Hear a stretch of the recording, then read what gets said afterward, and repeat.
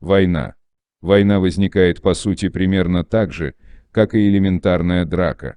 Сначала одна сторона высказывает свое мнение другой. У той мнение противоположное, поэтому высказывание работает как толчок деструктивного маятника. Вторая сторона отвечает на первый толчок с несколько большим размахом. В ответ на это первая в свою очередь опять отвечает с еще большей агрессией. И так по нарастающей, пока дело не дойдет до рукоприкладства. Налицо простая и наглядная картина битвы двух маятников, которые, ударяясь друг о друга, раскачиваются все сильней.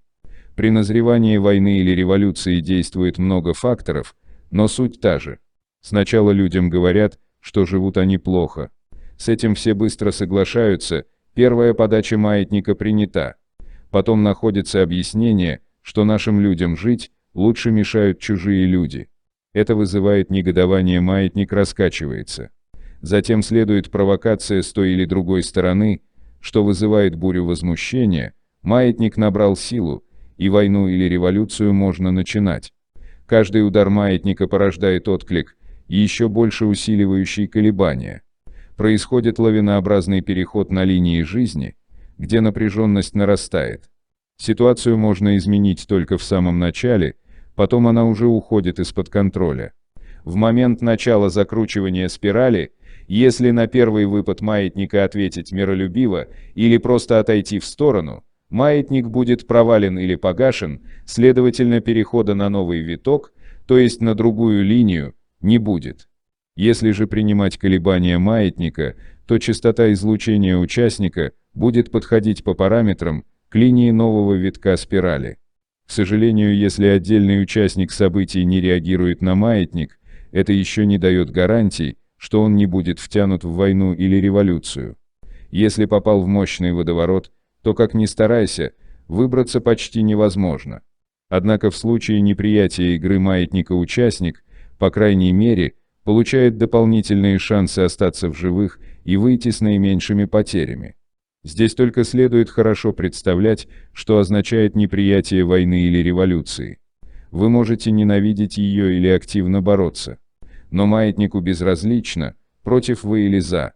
Ему подходит энергия любого знака.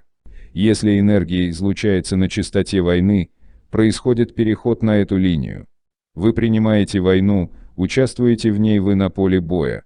Боретесь против войны, она все равно вас проглатывает. Не принимать маятник означает его игнорировать. Конечно, игнорировать не всегда получается, в том и состоит опасность индуцированного перехода.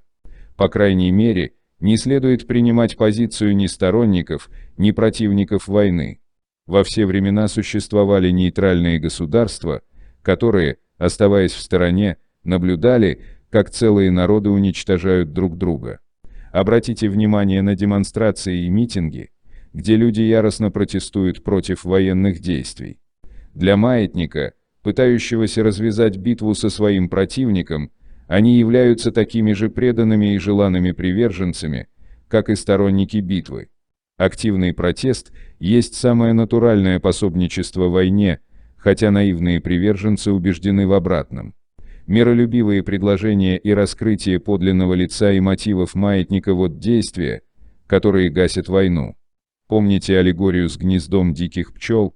Маятник объявляет своим приверженцам, что пчелы опасны, поэтому их надо уничтожить. Но что на самом деле нужно маятнику? Может, их мед,